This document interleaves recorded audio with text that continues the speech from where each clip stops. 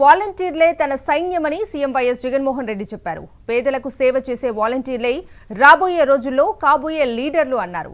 Yellow media అసత్య ప్రచారాల మీద యుద్ధానికి సిద్ధం కావాలని పిలుపునిచ్చారు. 58 నెలల పాలనా వ్యవస్థలో మార్పు వచ్చిందంటే వాలంటీర్లే కారణమని సీఎం వైఎస్ జగన్ చెప్పారు.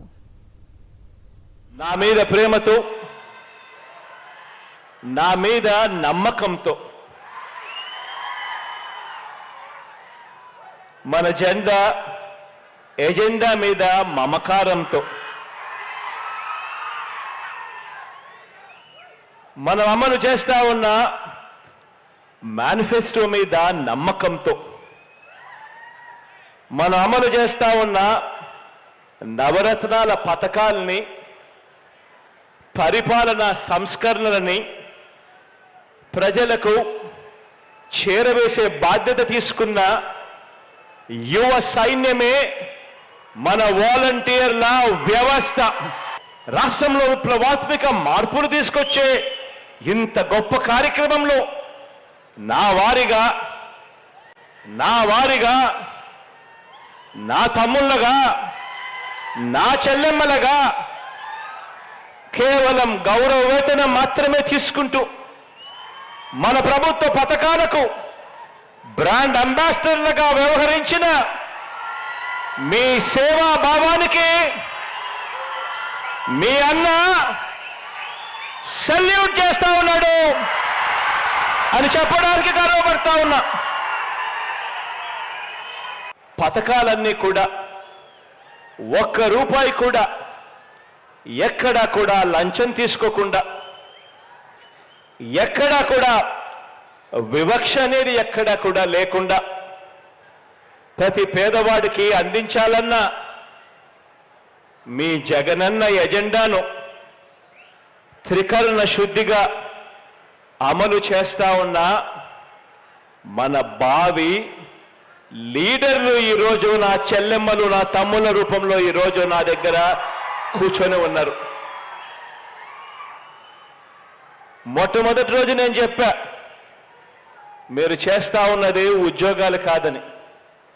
మొట్టమొదటి రోజు నేను చెప్పా, మీరు రాబోయే రోజుల్లో భావి లీడర్లు కాబోతా ఉన్నారు అని చెప్పా.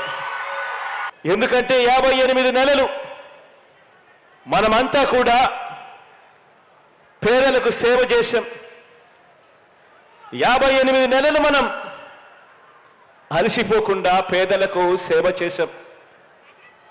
మీ దగ్గర నుంచి మొదలు పెడితే నా దగ్గర దాకా కూడా 55 నెలలు పేదలకు సేవ చేశాం. ఇక 2 నెలలు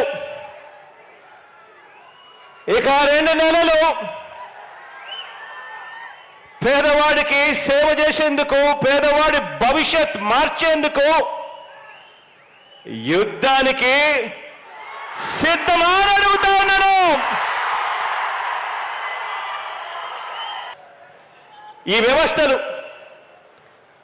ఈ పేదల వ్యవస్థలు, ఈ ప్రజా వ్యవస్థలే, పరిపాలనను మార్చిన ఈ వ్యవస్థలే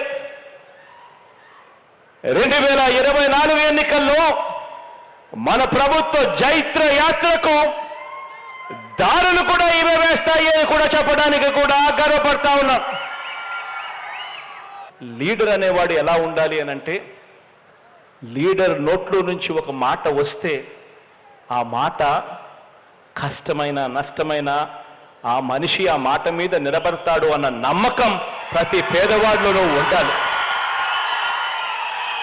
ఆ విశ్వసనీయత ఏ రోజైతే ఆ లీడర్ ఇవ్వగలుగుతాడో అప్పుడు ఆ లీడర్ను నమ్ముకున్న ప్రతి కార్యకర్త, ప్రతి అభిమాని, ఆ అభిమాని వాలంటీర్ అయినా కూడా కాలర్ ఎగిరేసి అదిగో మా లీడర్, ఆయనే మా స్ఫూర్తి అని చెప్పే పరిస్థితి వస్తుంది.